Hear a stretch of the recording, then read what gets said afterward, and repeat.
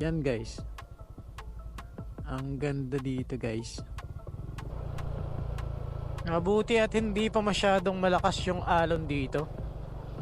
Kahit na ngayon ay may paparating na namang bagyo. Yan o. At gusto rin pala nating i-shoutout ulit ang mga kaibigan natin, ang mga taga-suporta natin dyan sa Mindanao. Mayong adlaw mga bay.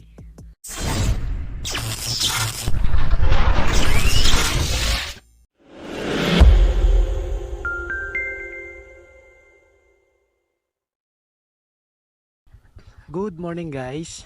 Ngayong araw ay pupunta sana tayo doon sa Milagros, sa may malapit sa pier. Kaso yung problema, makulimlim na naman ulit yung panahon dahil sa may bagyo na naman. Pambihira. Kagagaling lang dito ng bagyong Christine. Tapos ngayon yung bagyong Leon, andito na naman ulit. Mabuti nung mga nakaraang bagyo, hindi naman dito masyadong bumaha kahit na malakas yung ulan. Kaya lang sa ibang part ng Bicol region, sa probinsya ng Albay, parting Camarines Norte at Camarines Sur, ang daming naapektuhan ng baha. At kahit na dun nga sa may parte ng Batangas, yung sa huling dinaanan ng bagyo, grabe yung baha. Ngayon guys ay araw ng linggo. Pupunta tayo doon sa Milagros, yung parang pasyalan doon sa gilid ng dagat. Kaso hindi ko alam kung makakarating pa tayo doon na hindi tayo aabutan ng ulan, kasi dito pa lang makulimlim na sa city pa lang. Nakakalungkot yung mga sinapit na mga kaibigan natin na nandoon sa part ng Batangas at ganoon din sa mga parte ng Bicol region dahil sa sobrang baha na kanilang naranasan. At marami mga yung mga namatay dahil sa epekto ng bagyong Christine. Sa mga bibiyahe ngayon ay ingat po tayong lahat, lalo na ngayon na medyo maulan na naman yung panahon at may bagyo na namang paparating. Ingat po tayong lahat guys. Ngayong araw ay pag-uusapan pala natin guys, no? Dahil sa mahigit isang taon na itong ating XRM 125, ilang buwan na rin at pinag-usapan natin ang tungkol sa mga good and bad issue na na-encounter natin dito sa motor na ito. Siguro mga 2 buwan pa lang bago ko makuha itong motor na ito ay pinag-usapan na natin. Pero ngayon na mahigit isang taon na, pag-uusapan natin muli ang kanyang mga goods and bad issue na na-encounter natin. Kung yung kanyang good issue ay good pa rin hanggang ngayon, at ganun din yung kanyang bad issue kung nadagdagan ba. Ang ganda ng sniper, oh.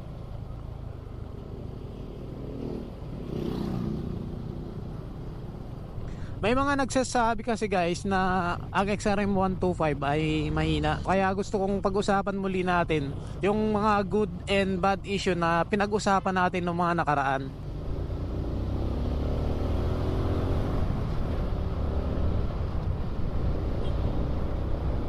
Siyempre, uunahin natin ang ating mga bad issue na na-encounter dito. Noon, isa sa mga pinag-usapan natin na experience natin dito sa ating XRM 125 ay ang kanyang disc brake, na kahit sino na gumagamit ng disc brake dati, lalo na dito sa ating motard or sa ibang XRM na brand na dual disc brake, ang kanyang preno sa likod ay napapansin nila, at kahit ako din napapansin ko na medyo may parang tumutunog sa kanyang likod. At nung pumunta tayo noon sa kasa para itanong sa kanila kung bakit nga ba meron parang tumutunog na parang pinagkikis-kis na bakal, ang sabi nila sa atin ay dahil daw sa bago lang ang mga pads nito, kaya ganun talaga. Kaya medyo nawala yung ating pag-aalala na baka mawala or humina ang performance ng ating preno sa huli dahil sa meron parang uncomfortable na tunog na naririnig natin kapag ka nagra-rides tayo. Yung mga bad issue na pinag-usapan natin noon, para sa akin ay hindi naman siya ganun talaga kalala.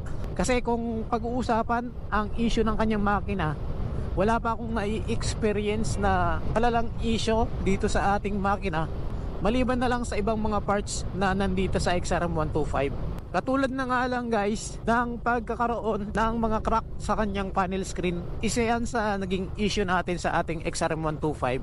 At ganun din ang pagkakaroon niya nitong klaseng side mirror na parang medyo nagkaroon siya ng mga white na nagpapalabo sa ating side mirror.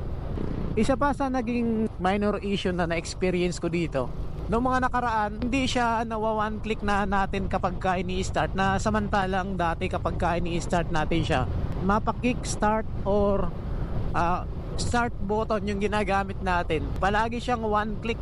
Pero nitong mga nakaraan ay nawala na yung kanyang one click.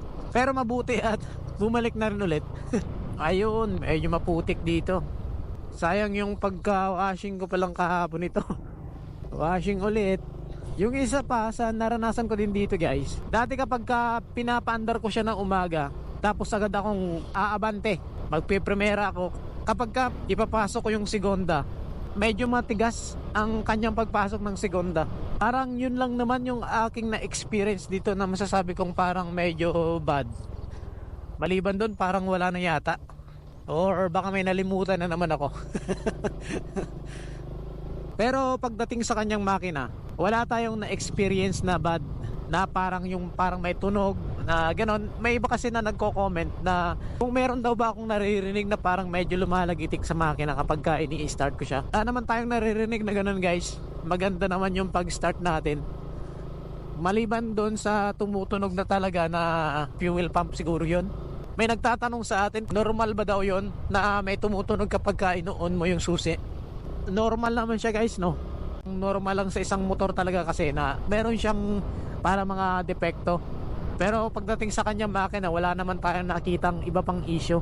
Ngayon ay pag-usapan naman natin ang mga good issue na nandito sa motor na XRM 125 or yung mga good experience natin dito sa motor na ito. Pag-uusapan natin muli ngayon kung nagbago ba or kaya nawala na yung mga goods na yon. Unahin natin dito sa ating mga parts na nandito sa motor. Pagdating sa kanyang side mirror ay maganda naman. Ito lang talaga yung isa ang nagka-problema. Sa kanyang upuan ay dati medyo matigas, pero ngayon dahil sa matagal ng paggamit at araw-araw na paggamit ko nito, parang nasanay na yung puwet ko. At ang kanyang disc brake ngayon na dati ay naririnig natin na parang may tumutunog, nawala na din guys. Kung pag-uusapan ng performance ng brake ng XRM 125, yung kanyang preno sa harap at huli, malakas ang kanyang preno guys. Medyo madulas yung daanan dito. Ano pa ba yung ibang good issue na nandito sa XRM 125? Ngayon ay pag-usapan naman natin ang kanyang fuel consumption. Mula nang ginamit natin ito hanggang sa ngayon, halos araw-araw natin ginagamit, hindi nagbabago yung kanyang gas consumption. Kung ano yung tipid niya dati nung ginamit natin siya ng una, ganun pa rin yung tipid niya hanggang ngayon. Hindi pa rin nababago ang kanyang tipid sa gasolina guys. Kahit nasa malalayo ang biyahe natin minsan, solve pa rin tayo sa tipid ng gasolina ng ating XRM 125. Kasi yung fuel consumption nito ay nasa 66.6 kilometers per liter. Ganon siya katipid. Kaya kapag ginagamit mo ito sa mga long rides ay solid, maganda yung performance at matipid sa gasolina. Pagdating sa arangkada ng kanyang makina, malakas pa rin ang arangkada niya guys. Yan o.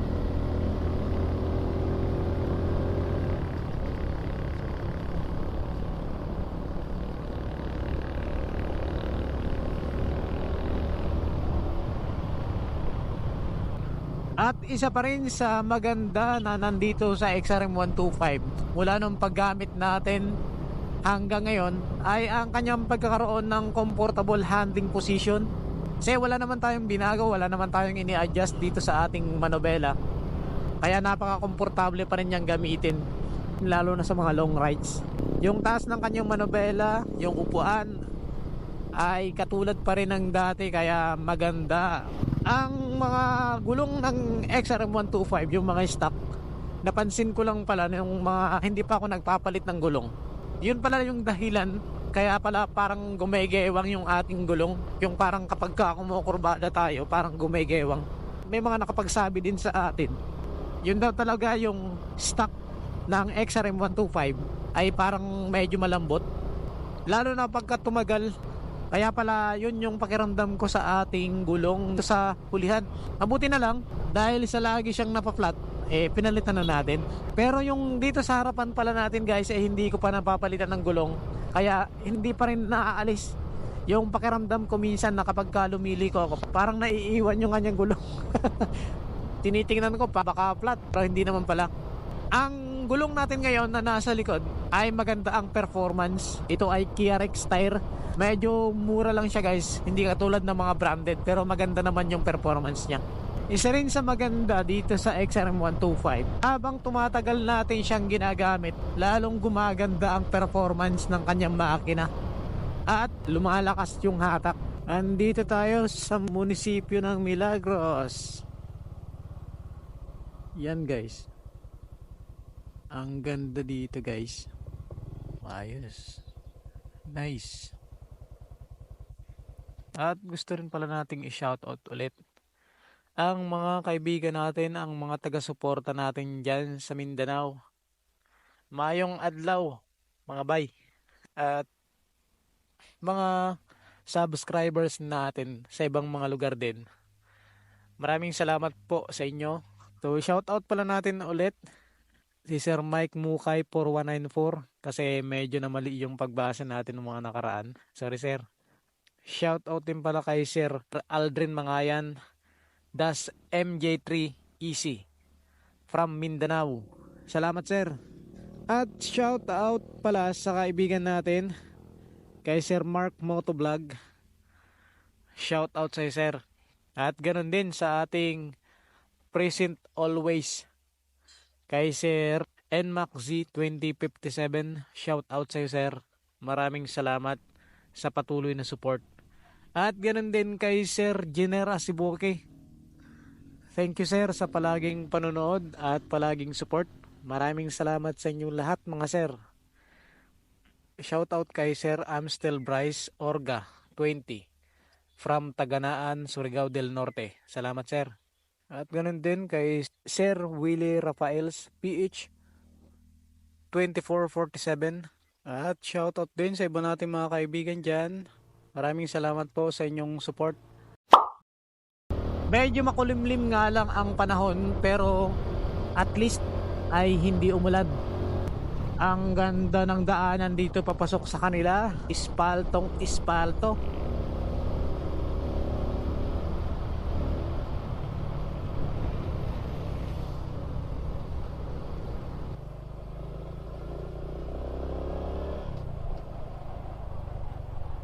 Ang ganda dito guys, ang lawak oh.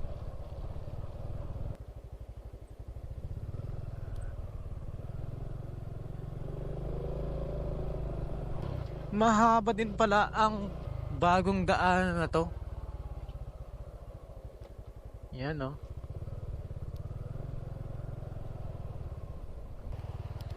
Grabe ang alon.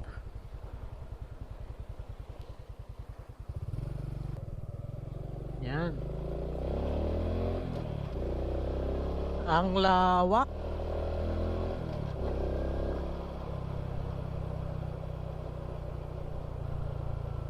Mabuti at hindi pa masyadong malakas yung alon dito.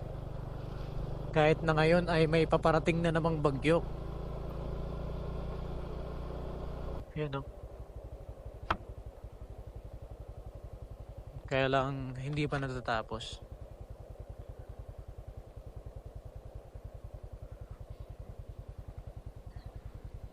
May mga parang pasyalan pa siya dito. At ngayon ay pabalik na tayo ng city. Maraming salamat guys sa inyong pagsama sa ating vlog ngayong araw. Mabuti na lang at hindi pa umulan ngayon. Kahit na may paparating na bagyo, medyo maganda pa rin yung panahon. Pero kanina nung umalis tayo doon sa city ay medyo umuulan na. At pansamantala, hanggang dito na lang muna ang ating video. Maraming salamat sa pagsama sa ating biyahe ngayong araw. Ride safe always sa ating lahat. This is Nel Ride Moto. Thank you.